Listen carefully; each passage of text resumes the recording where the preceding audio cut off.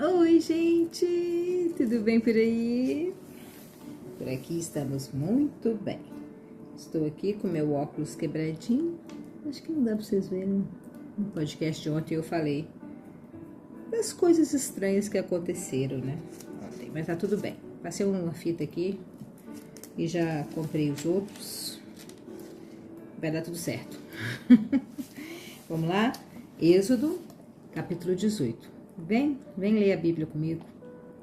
Se você não estiver acompanhando a leitura, literalmente, você pode acompanhar ouvindo, seja no seu carro, no Spotify, ou no vídeo, no YouTube, na televisão. Tem muita gente que me assiste na televisão, eu achei muito legal. Me senti uma apresentadora de jornal. Apresentadora de jornal bíblico. É um prazer ler para vocês. Eu espero que o Senhor fale no seu coração hoje. Que essa palavra, por mais simples que seja, venha trazer refrigério para sua alma, motivação para você fazer o que precisa ser feito, seja o que for. O capítulo é pequenininho, tem 27 versículos. Vamos lá? Êxodo, capítulo 18. Jetro, sacerdote de Midian e sogro de Moisés, soube de tudo que Deus havia feito por Moisés e pelo povo de Israel. E soube também como o Senhor havia tirado do Egito os israelitas. Então, ele foi para o lugar onde Moisés estava, levando Zípora, a mulher de Moisés. Moisés havia mandado Zípora e os 2 filhos dela para a casa de Jetro. Eu acho que estava muita confusão ali, né? Muita guerra, muita briga, o pessoal xingando Moisés. Ele pegou a família dele, mandou ir para a casa do pai, né? Ficar em segurança lá. Aí Jetro veio e ficou sabendo de tudo, porque Zípora, né, provavelmente contou, e talvez os filhos dele, não sei a idade que tinham, mas provavelmente falaram com o avô alguma coisa que estava acontecendo lá em Israel, né? E aí Jetro veio ver, né, pessoalmente, e veio trazer a Zípora também, né? A sua mulher tem que ficar na sua casa. Quando você casa, você carrega a sua mulher para sua casa, não vai deixar na minha casa, não. Ixi, tô achando que Deus tá falando com alguém aí. Quem casa, quer casa. Não vai voltar pra casa do papai e da mamãe, não, hein? Você tem que cuidar da sua vida e da sua família. Mesmo que a mamãe não queira. Moisés havia mandado Zípora pra lá. O nome de um dos filhos de Moisés era Gerson, porque Moisés tinha dito: sou hóspede em terra estrangeira. É o significado do nome, né? O nome do outro era Eliezer, pois Moisés tinha dito: o Deus do meu pai me ajudou e não deixou que eu fosse morto pelo rei do Egito. Bonito, né, o significado dos nomes. O meu filho chama Heron e o significado é herói, porque nós sofremos um acidente bem grave de ônibus, ficamos pendurados numa ribanceira e todo mundo começou a chamar porque tinha uma grávida imensa lá dentro, que no caso era eu. E aí os bombeiros vieram e tal. Tem uma história longa, outro dia eu conto. Mas enfim, o nome dele ia ser Ian e virou Herói. Heron, em grego. E o da Una, minha filha, é Una. Cordeira única significa. Porque ela fez o papel de Jesus numa outra ocasião, eu vou contar pra vocês, mas algumas pessoas já sabem. Ela fez o papel de Jesus, quase foi sacrificada. Falaram que ela tinha morrido na minha barriga. E eu fui pra mesa de cirurgia para fazer a curetagem. E quando chegou lá, Deus, o Senhor Jesus Cristo na terra, iluminou a médica e ela fez o toque e viu que o colo do útero estava fechado. E aí tem uma série de coisas que aconteceram, mas enfim, ela estava viva. Aí por isso Una, né, porque depois também, através dela, das denúncias, né, foram dados várias camas hospitalares, dinheiro, um monte de coisa para mães de alto risco e crianças prematuras. Ela nasceu de 6 meses e pouco. E eu tô falando esse sobrenome porque eu gosto muito do significado dos nomes. E aqui Moisés está explicando isso também. Isso de significado de nomes eu aprendi na Bíblia mesmo. Porque, olha, ele colocou de Gerson porque Gerson significa que é uma pessoa que passa, né? Uma pessoa estrangeira numa terra. O Eliezer é uma pessoa que Deus salvou, Deus ajudou, não deixou ser morto pelo rei do Egito. Então ele nomeava. Ele demarcava, ele fazia um ponto de inflexão com os nomes das pessoas, né, dos filhos. Isso é muito legal. E eu também fiz, né? E é isso. Jetro, o sogro de Moisés, foi com uma mulher e os 2 filhos de Moisés para o deserto, onde Moisés estava acampado no Monte Sagrado. Ele havia mandado um recado a Moisés, dizendo que estava chegando, com a mulher e os filhos dele. Então Moisés saiu para se encontrar com Jetro. Curvou-se, olha que bonito, curvou-se em sinal de respeito e o beijou. Cada um perguntou ao outro se ia bem de saúde, que legal. E depois eles entraram na barraca de Moisés. Ah, que bonitinho, né? É bem aquele cumprimento de quando chega de viagem, assim, oi, tudo bem, que bom te ver, como é que tá a sua saúde, como é que tá a sua família, e sua filha, aquela que casou e tal. Não é assim com a gente também, quando você encontra um amigo, quando você encontra um parente que faz tempo que você não encontra, a gente sempre faz assim, né? Ai, que bom, tá? E aqui a Bíblia relata exatamente como foi, é muito legal isso. Tá vendo como que a Bíblia é gostosa de ler? É simples, é bem simples, é gente como a gente. E traz tanto significado, tanto ensinamento, né? Pra gente ser assim também, educado. Ele contou tudo pra Deus, né? Por causa do amor. Cadê, gente? Tô perdida aqui. Moisés se abaixou, se curvou, beijou, eles perguntaram como está a saúde, aí entraram na barraca de Moisés, versículo 8. Ele contou ao sogro tudo que o Senhor Deus, por causa do seu amor pelo povo de Israel, tinha feito com o rei do Egito e com os egípcios. Falou também a respeito das dificuldades que o povo havia tido no caminho, como o Senhor os havia socorrido. Jetro ficou muito contente com tudo que o Senhor havia feito pelo povo de Israel, tirando-os do Egito. E Jetro disse: Louvado seja o Senhor Deus, que libertou vocês das mãos dos egípcios e do seu rei. Agora sei que o Senhor é mais poderoso do que todos os outros deuses, pois livrou os israelitas do poder dos egípcios quando eles trataram com tanto desprezo. Jetro se converteu a Cristo, né? A Deus, né? Ó Deus que eu dou. Agora eu sei que o Senhor é mais... Você imagina, se Jetro, que só de ouvir falar, ele já se converteu. Imagine o tanto de egípcio que deve ter se convertido. O tanto de israelitas que estavam ali perdidos sem saber o que estavam fazendo, se converteram. É por isso que o Senhor faz milagres na nossa vida, para que a gente venha testemunhar, para que a gente venha falar, para que a gente venha proclamar, para que mais pessoas se convertam, mais pessoas conheçam o Deus Criador. Não é para conhecer a gente, a nossa história, é para conhecer o Senhor, é para saber que Ele é poderoso para fazer qualquer coisa, inclusive abrir um mar para a gente passar. E o Jetro ficou feliz e se converteu ali, né? Agora eu sei que ele é maior e mais poderoso do que todos os reis, todos os outros deuses. E em seguida, Jetro trouxe uma oferta para ser completamente queimada e animais para serem mortos como sacrifício a Deus. Arão e todos os líderes do povo de Israel foram com ele para comer a refeição sagrada. Então eles fizeram uma churrascada, um churrascão feliz. E Jetro estava oferecendo esse churrascão, esse sacrifício a Deus, né?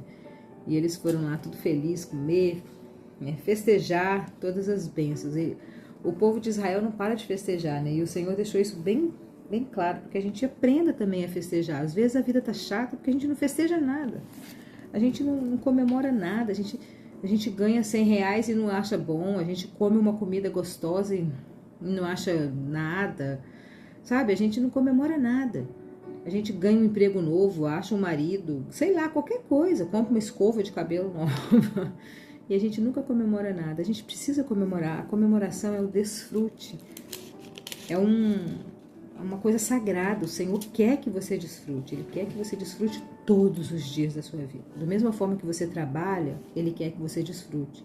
E o desfrutar é agradecer. Você vê, ele ouviu a história toda, ficou tão feliz, confessou que só o Deus Criador é o Deus verdadeiro mesmo, e fizeram um churrascão, uma festança. Convidou os amigos e todo mundo comeu com ele. A gente precisa fazer isso, né? Festejar as nossas vitórias, por menores que sejam. No dia seguinte, Moisés sentou-se para julgar as questões do povo e ficou ocupado desde a manhã até a noite. Quando Jetro viu tudo o que Moisés estava fazendo, essa parte é muito legal.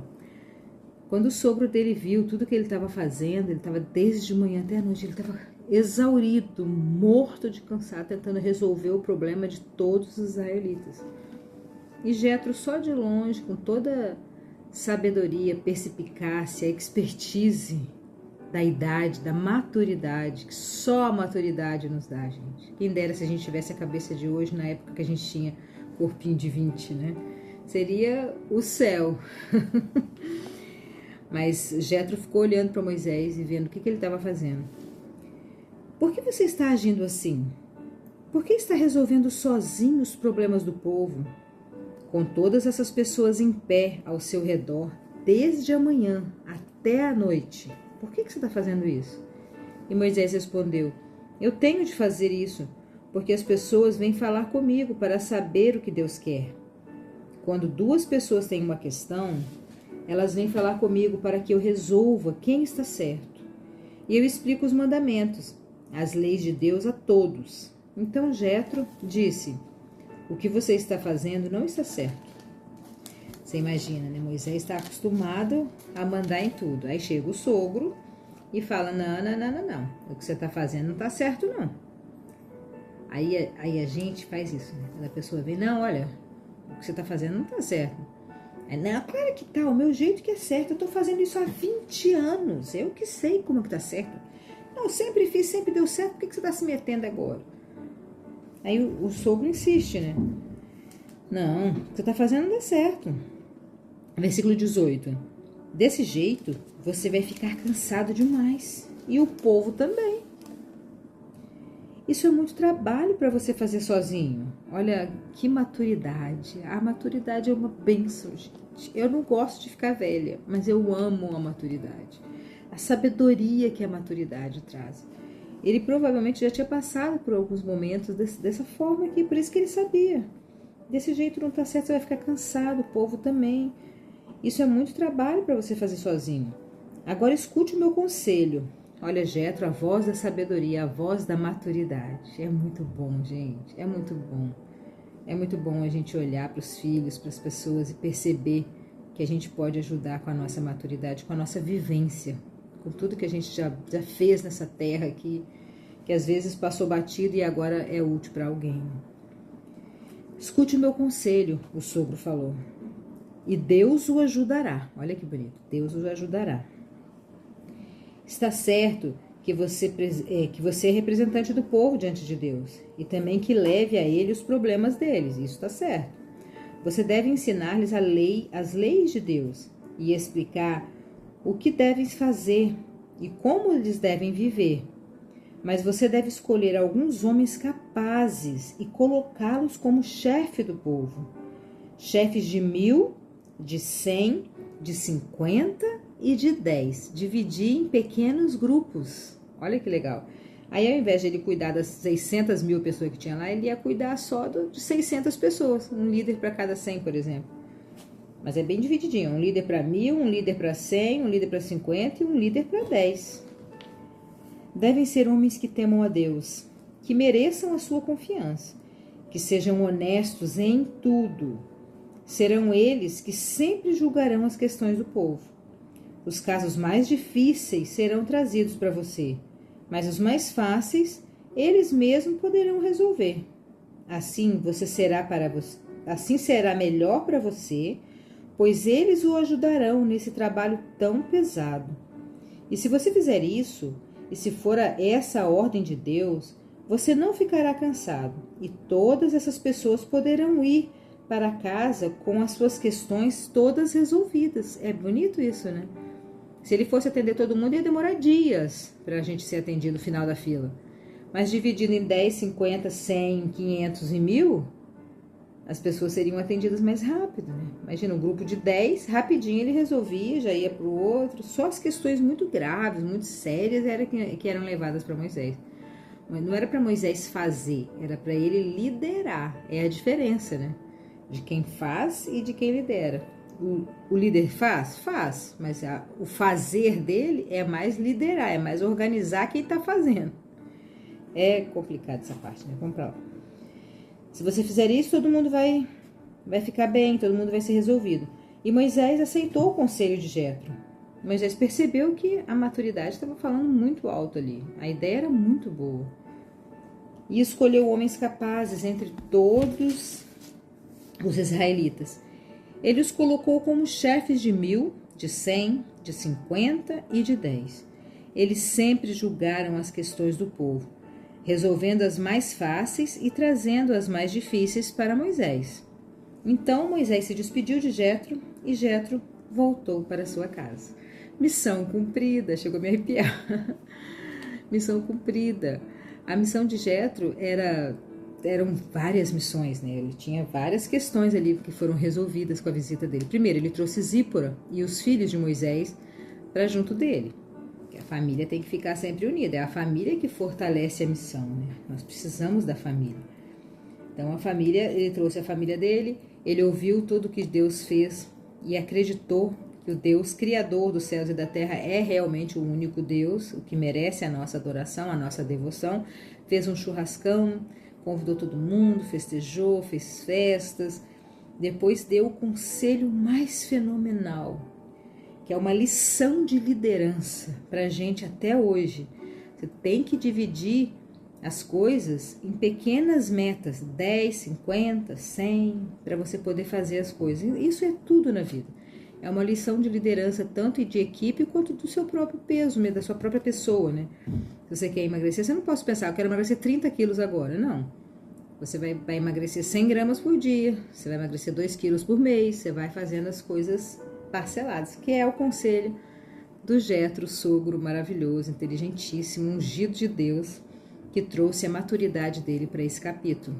Que você hoje traga maturidade para o capítulo da vida de alguém. Faça isso como uma tarefinha de casa.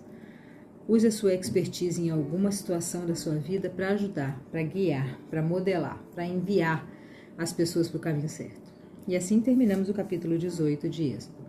Não se esqueçam de curtir, compartilhar e se inscrever no canal. Isso vai me ajudar muito. Beijão no coração e até amanhã.